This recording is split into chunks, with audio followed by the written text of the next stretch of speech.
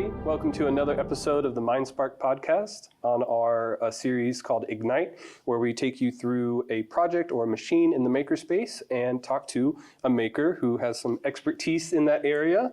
This is Andrea. Hello. Hi. What are we working on today? We are starting a tote bag. Ooh, tote bags. Okay. I see we have some things in front of us. Yes. Awesome. Yes.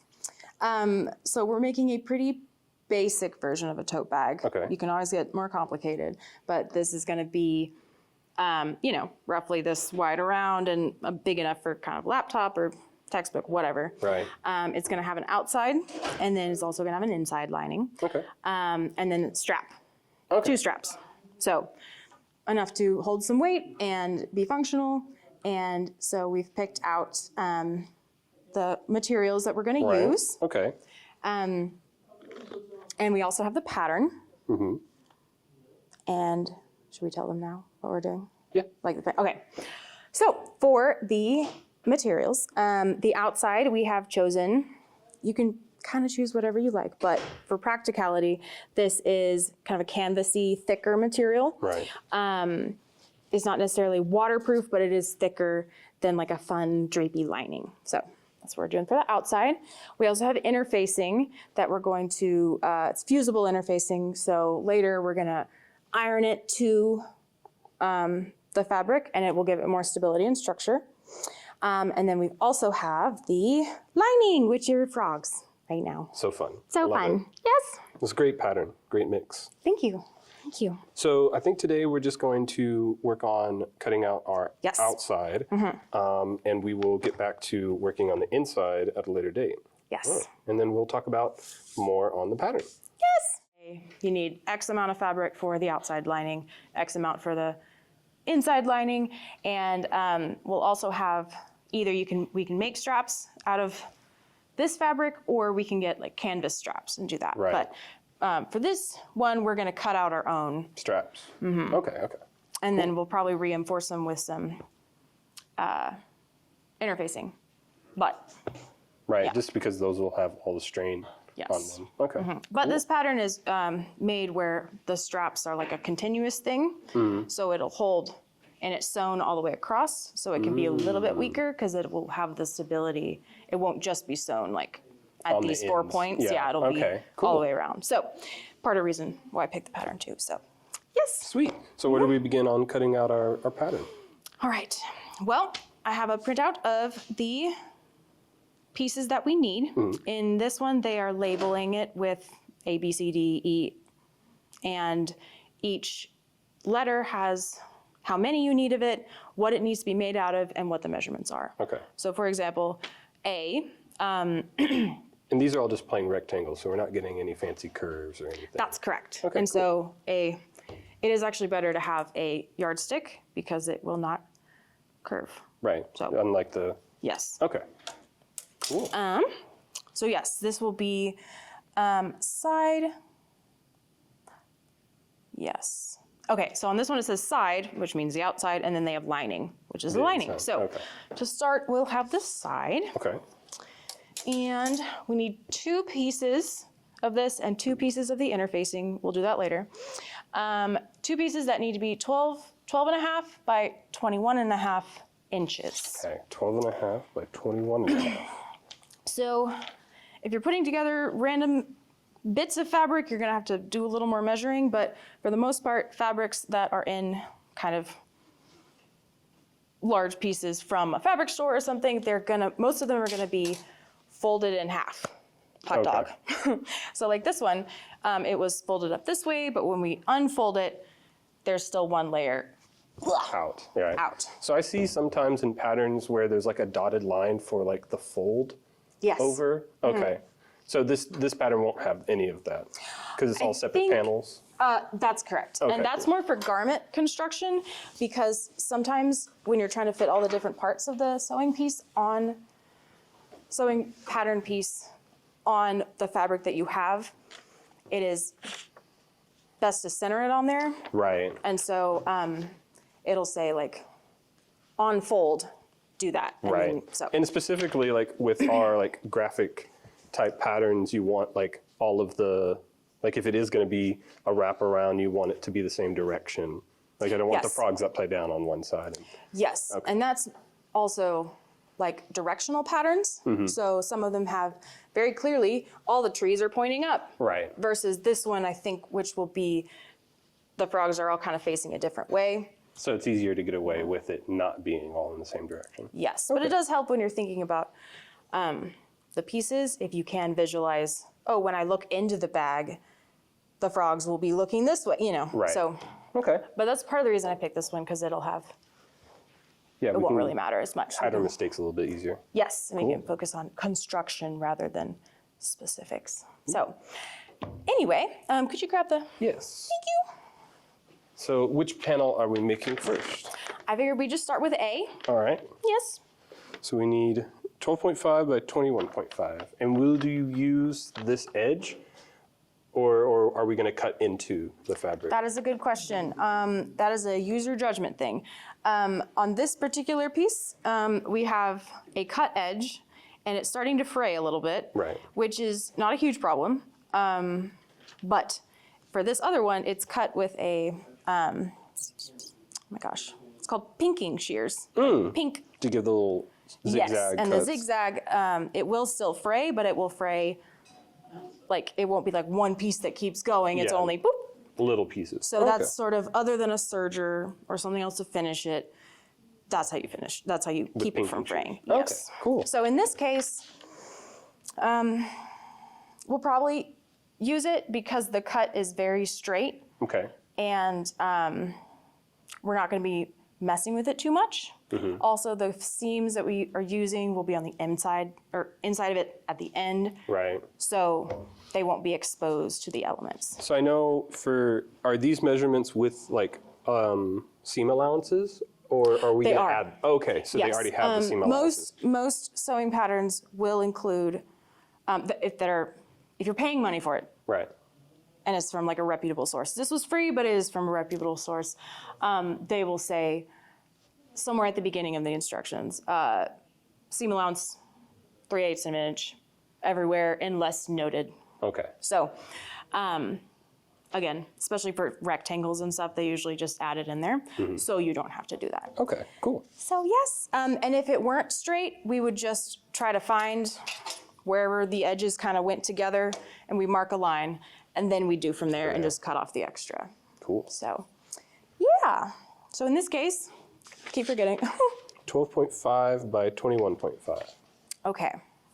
And this is plain, no Okay. pattern, so it doesn't matter which way we do okay. it, other than perhaps just trying to cut the smallest amount of fabric, so we're not, Yeah. you know. Okay. 12.5. Okay. This is a weird met stick. Really? I don't really like it. Most of them have 1 through 36, and then the other side they have all the centimeters. But this is only inches, and it has a middle 0 point. out. Ah!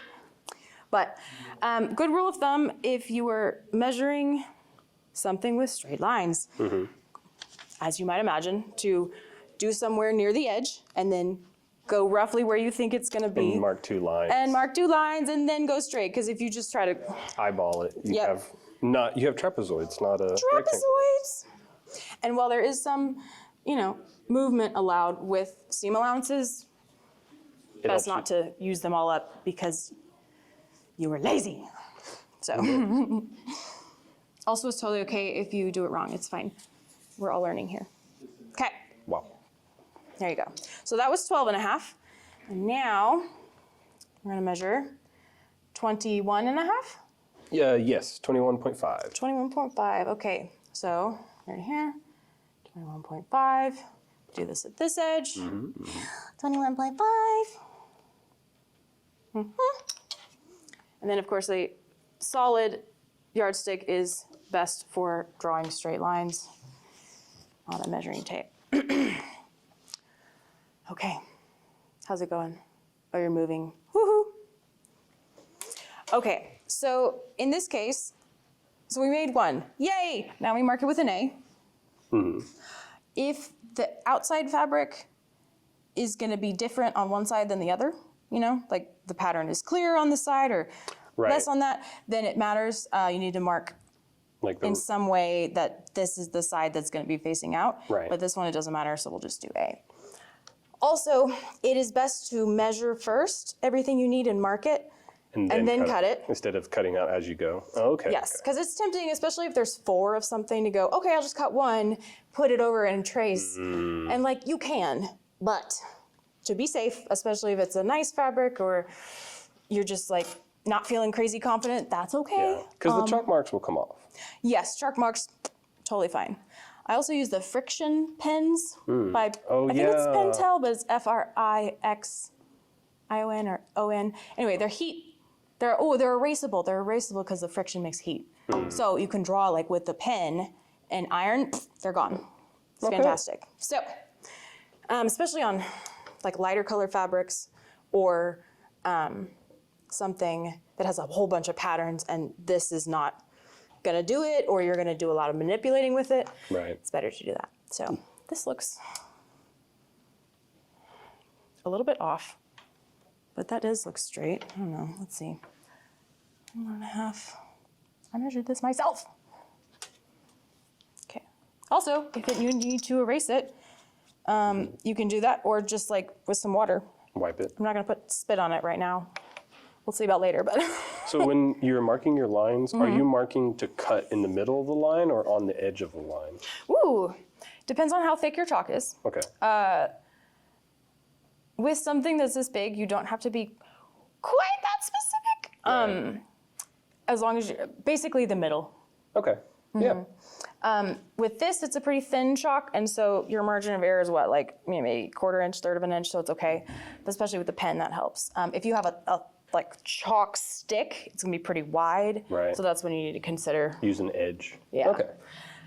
So yeah, okay, so we have the first one, and now we will make the second one. Okay, 20, and if you, common thing, if you make a mark and you're like, that's not quite right, I'll make another mark really close to it. Right. It helps to make some sort of indication to cross out the incorrect line. The false. Okay. Or just like put a check mark, whatever works, but you're not gonna remember. Right. You think you will, and you won't. So be kind to future self in that way. 21.5. Okay. Great. Sweet. So A1, A2, we don't have to number them, but for my sanity, we'll do that. Okay. And we only need 2. Yes. Only need 2 of the A's. Yes. Of the side. The outside. side. Yes. This is a luxury, the drafting table, basically. Right. To mark everything, cut everything out, and then assemble. Right. So you have all your pieces. You're not piecing as you go. You have marked and cut out all of the inside, outside, and in between. Yes. Sometimes, like with most things, you know, if this is a relatively few pieces. If you have something like a dress or something that has a whole bunch of panels, of course it's better to do a few, check that they are the right way, how they're supposed to be, are they cut out correctly, so you don't end up with all the pieces and you're like, that was backwards. Right. So glad I just cut up all my fabric, but yeah. So that's when you're pinning up everything on on the dress model, when you've already cut out everything and you're test fitting before you actually sewn. It's like when you pin everything up? That's just like a good practice thing. Okay.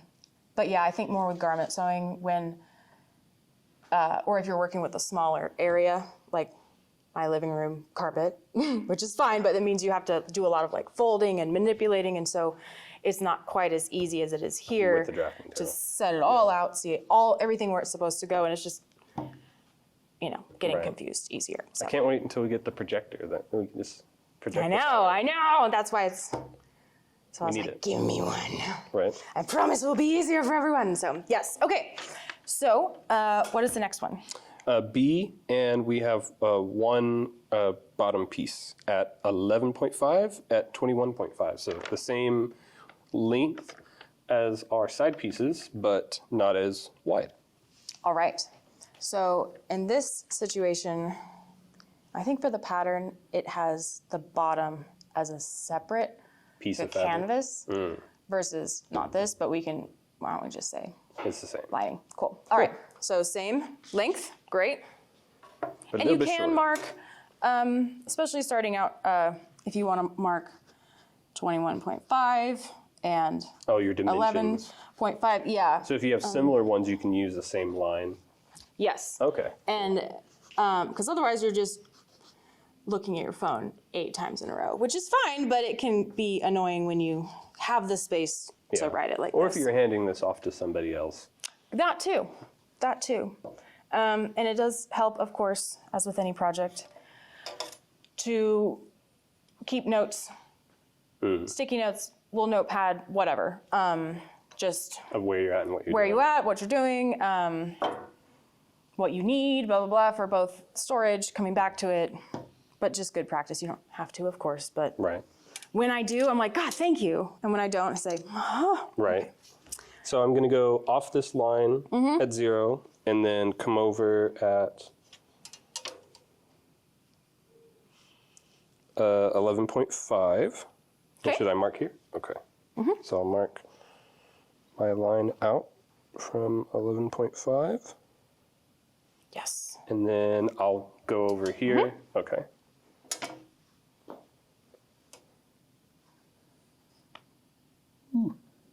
And 11.5.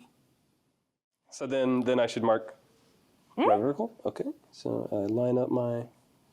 These marks are not lined up. Did I not do it? Let's find out. This is at 11. That is not 11.5. Oh. Sponge. A sponge. Sponge. If it were mine, I would like lick my finger and do it, but no. We're gonna be a little more Sanitary. conscious than that.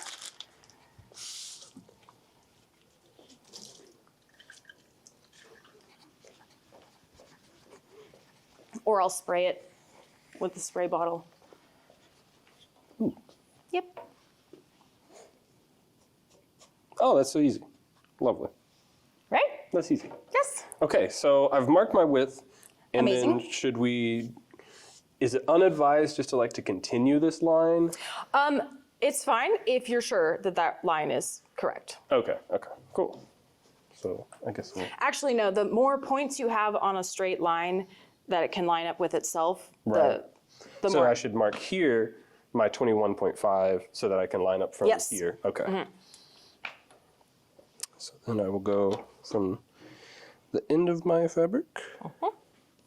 And with the pinking, because technically it goes in a sawtooth, just probably where the sawtooth Comes in. comes in at this side if you want to be very specific Okay. about it. Let's see. 21. Most seam allowances are in, which is what they call, like the seam allowance is the part that's going to be in the seam.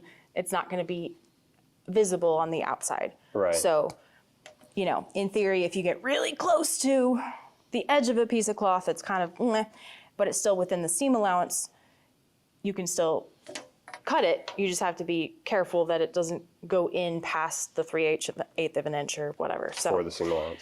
yes. But again, that's a little bit farther along in terms of I believe. knowing the basics and then being able to kind of mess with them a little. So I marked 21.5 over here, and then I came over here and looked it at not 21.5. And it is, but I'm thinking, is the fabric coming in?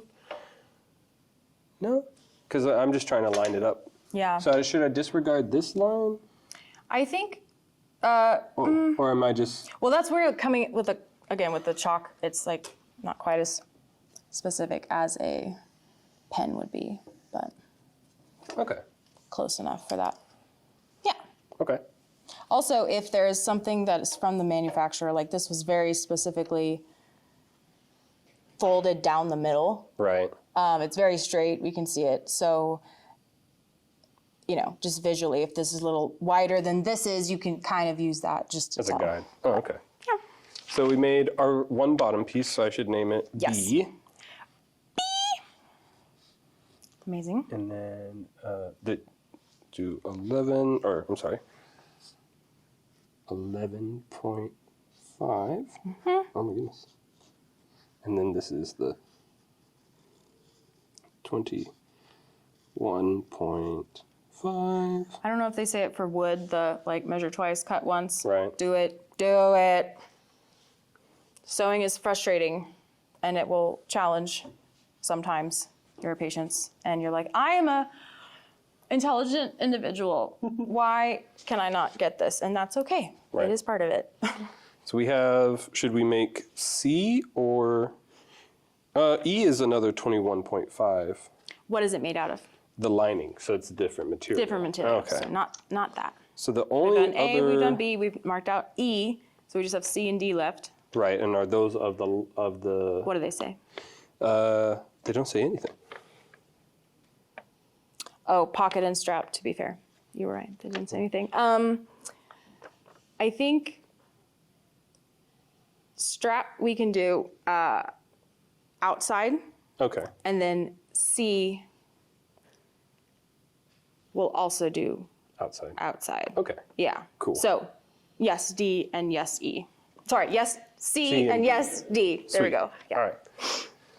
So I guess, do you want to mark out C and then I'll do D? Sure. And so with D specifically, and this is in the pattern Okay.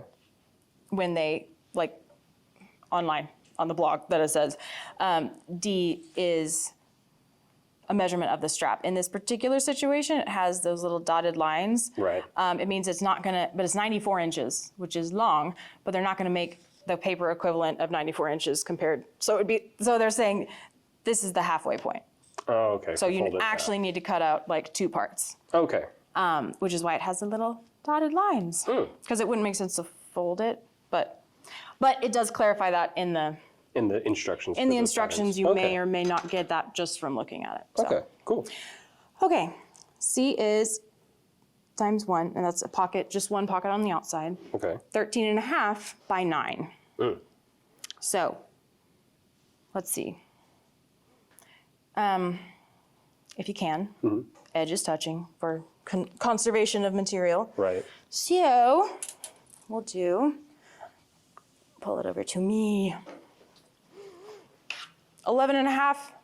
Yeah. Oh no, I'm sorry. 13. No, sorry. Well, this one goes out 11.5. Yes. So I could do 13.5 and then have just like a chunk here. But I think I will do it the other way. I think I'll do That way. 13.5 By and then 9. Okay. Because that- then maybe we can put our strap here. That's, yep. Okay. And then we get a little bit of extra. Yes, yes. Cool.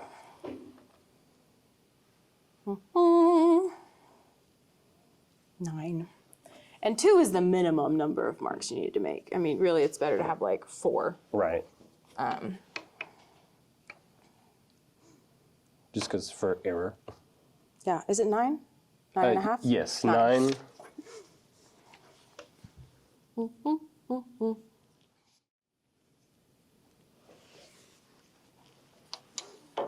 Okay, 9. 13.5. This is what, C? C. So we just drew our pattern, and we had to do a little bit of modifications because we didn't have enough length this way to do our strap, which is D. And we broke the strap down into 3 parts. Because the total part was 94 inches. Okay. And although we technically have it this way, we're going to try to conserve, so we did it this way. Right. But if you're going to separate the strap into more pieces than it is accounted for in the pattern, it's a good rule of thumb to add a set amount that you notate onto the end, on one end, to make sure joining. that when you're joining them together, there will be enough excess to not be too short. Right. So in this case, we did 94 divided by 3, which was 31.5 roughly. And then we added 3 inches onto the end of each one. Right. So we have 31.5 this way, and then it ends up being 34.5. Okay. And we have notated that with a line where the 31.5 is supposed to be, and did a little Right here. to let Okay. us know in future that that's where, that we don't cut there, we will sew there. Okay. Awesome. Also, most of these edges are next to each other and there won't be any waste, but there is a bit of a rectangle that is not included, and so we just sort of hashed it diagonally so that we know later this is not part of it that we just didn't label. Right. Cool. So we've nested everything pretty nicely, so we won't have too much like random like gouging out of our fabric, so it can be used later. Cool. So I guess cutting the fabric time. Yes. Okay. So and after doing this by hand, you'll be like, oh, this is why we need a rotary cutter. So this is going to be all you. Oh, big lovely. girl. All you. Yep. Can I use the electric scissors? No. I mean, you can, but it's very easy to mess those up. Oh, okay. The lines up. Seriously, Okay. it's Okay. Actually, the rotary cutter is better, but because it's better, it's so fast Right. that if you're not like You're lightning, yeah. I mean, and if you go, especially since all the pattern pieces are right next to each other, if you do a zigzag, Right. that's less of one and more of the other, and you messed it up. Right. Now you have to redraw your pattern out. Yeah. So Maybe slow and steady wins the race. it totally does, which also can be very frustrating. I've ruined many things by being like, oh, just finish it. Oh, just quickly. And if you reach the F-it stage, stop. Just stop, because you will mess it up and Right. you will be sad. Or not, keep going, and then you'll learn your lesson. But So do you recommend going all the way through and then cutting? No. whatever Oh, works. whatever. Okay, cool.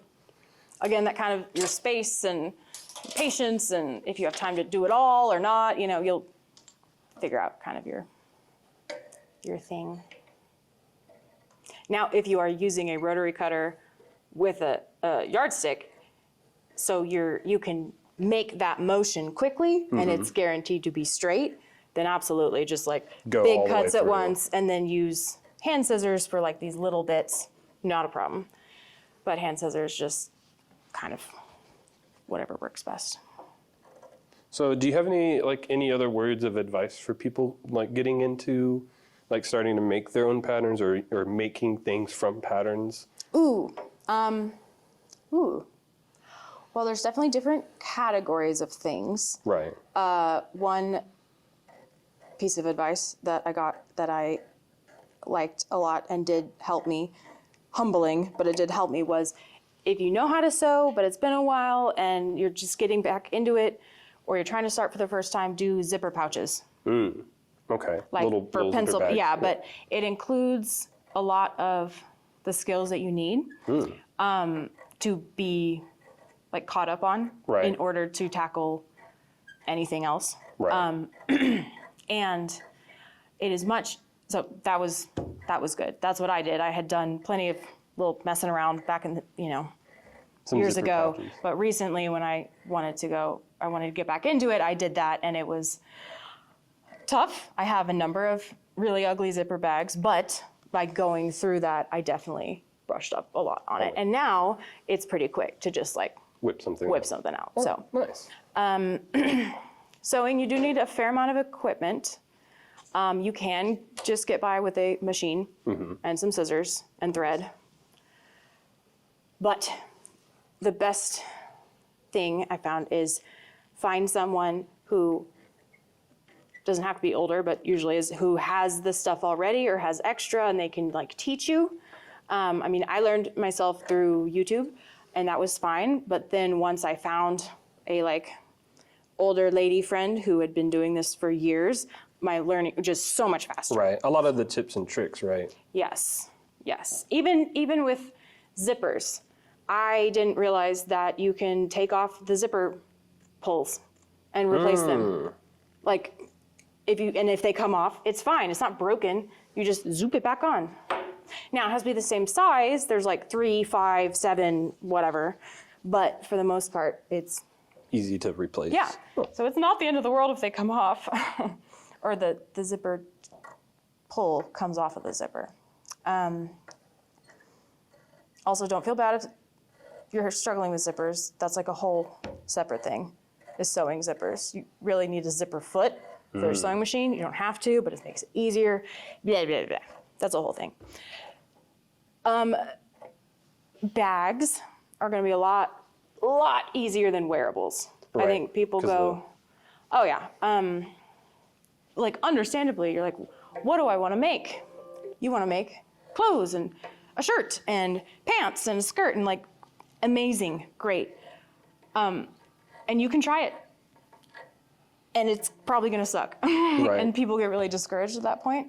But it's literally just you've got to build up skills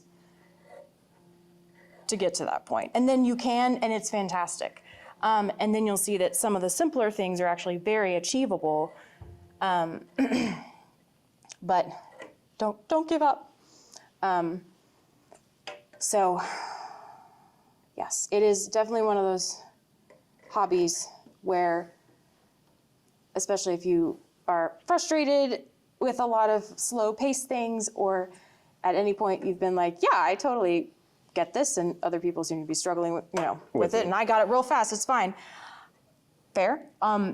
You can't really just like intellectually push through it. Like, you've got to practice. You have to be bad. Right. You have to be bad. Kind of like we were talking about the skill of it, and how it's Yes. like it's not purely just a puzzle piece. There's actually some technique and skill you have to build to be able to.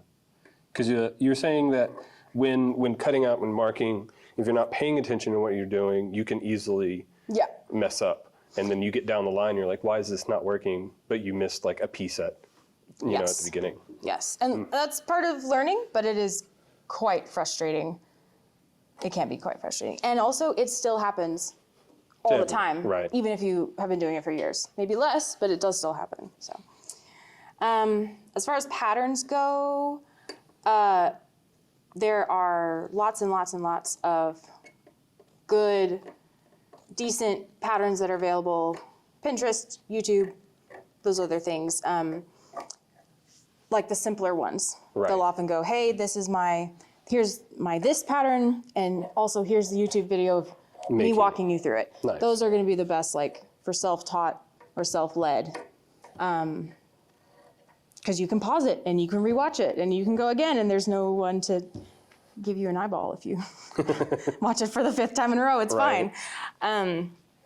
Standing there quietly staring at the screen trying to figure out. Like, what? Yes. Yes. And I was going to say if you're going to do a wearable, absolutely get a pattern. It is, especially for anything that requires more than like one seam. Like, you can make a skirt with an elastic band. Right. Fairly easily, because it's like functionally a tube, and then you have elastic, and then you like sew it over. But anything beyond that, like most jeans or pants or anything, at least 15, if not 17 or more seams individually. And so it gets complicated real quick. And as you might imagine, anything that's not like a size 2 or 4, like it's easier to fit a wearable onto smaller bodies with less like curves and things, and that's great.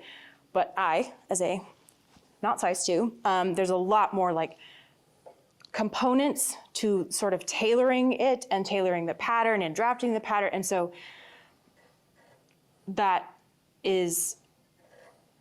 it's a much better use of your time and energy and resources, whatever, to like find a plus size specific pattern with adjustable side darts, or, if you have your weight in your tummy versus your butt.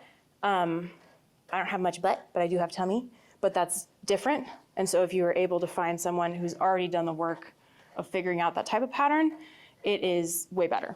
And you'll be a lot happier with the results. Also, do a mock-up. It's like trying to do your, with crochet. They're like, ooh, do a stitch, or what is it called? Sizing guide, or, sample thing. And you're like, nah, I won't do it. Just do it. Right.